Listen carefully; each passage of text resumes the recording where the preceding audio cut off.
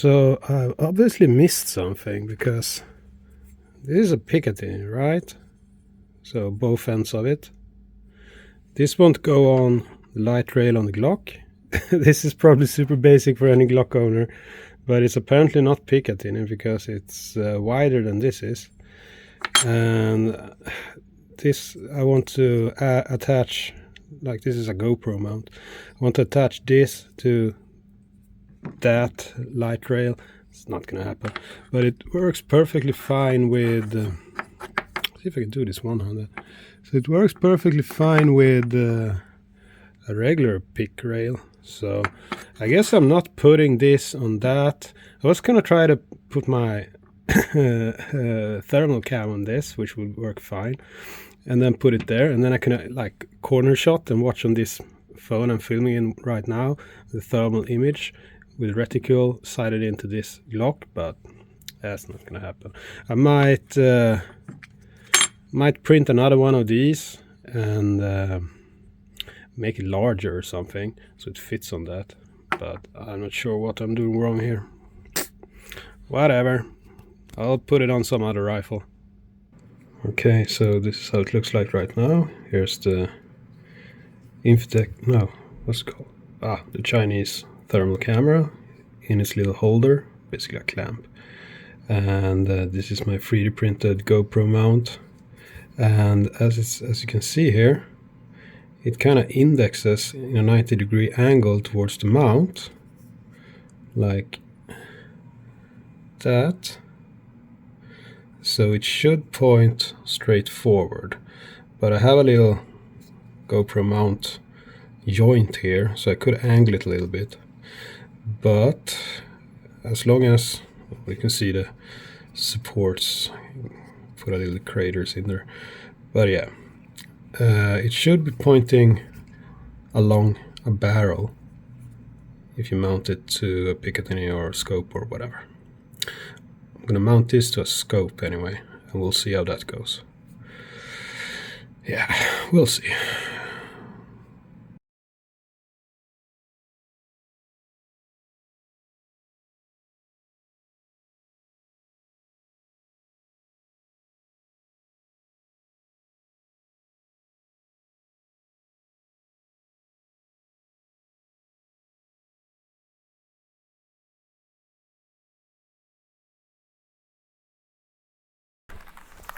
Hi guys, so I mounted this 3D printed Picatinny mount for a GoPro here, which like angles 90 degrees to the optic, and well, it certainly looks like it does.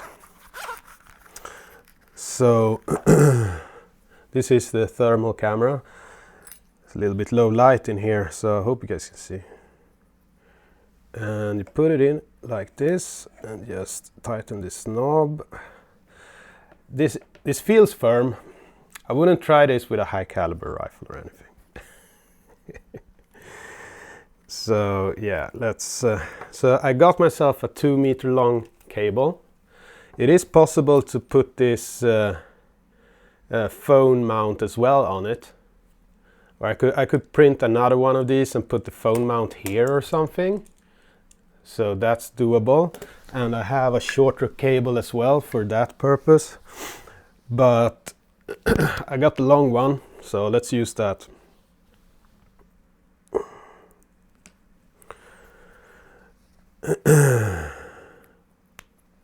Now it's connected to my phone. I have to log into this shit. Android is good because it has this function to start recording screen. Yeah. So I can show you what I see. Hopefully it'll record this. And you can choose whatever you want, and it has a focus ring here. So I don't know, it has a bit of a zoom, and as you can see it has a reticule. So I don't have anything far away to zero the reticule on, but as you can see there, and I can actually see the plant there, and the reticule is supposed to be around here or something. Actually, no, the reticule should be down here and approximately here. So now I might be able to hit something at 2 meters distance. And then you can lock the reticule. And this shit has a bunch of different color schemes, of course.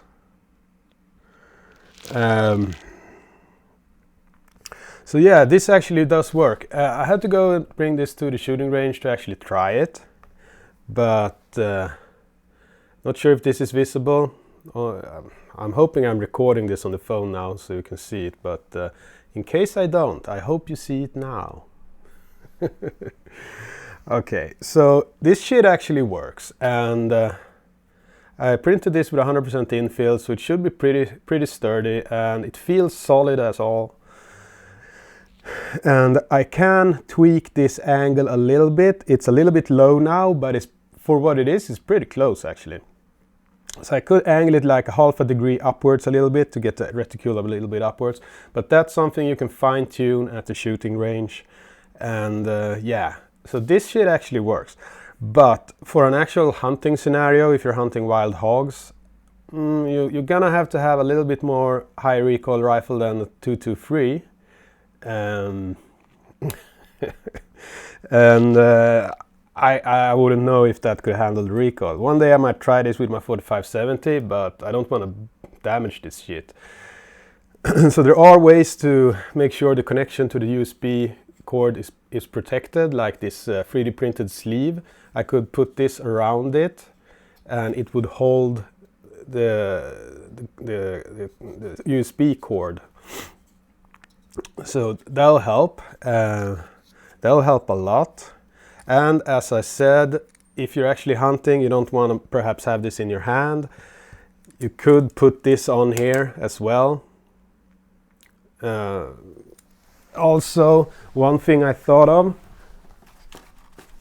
if you really want to go all in, you have these kind of things where you can put the phone inside of here, and then you have a head-mounted display for for the thermal camera, so you can see whatever it sees. This has a little bit of a zoom in it, so I don't know. But as you can see here in the phone, you could turn on the system camera, so you can see up there what you're actually doing, and then it might actually be possible to use it as a as something practical. I don't know. This application is fairly good. On this phone it's never crashed, so I don't know. We'll see. Okay, I'll turn off the recording there on the phone. This was just one thing you can do with this thermal camera. It has 1001 different uses when you need to see heat. You could use it, of course, in your house to see where you're leaking in cold air, like around the windows if you need more insulation. See if the radiators needs to be aired or something, if you're too lazy to just feel them. So yeah, I hope you enjoyed this video. Have a nice day.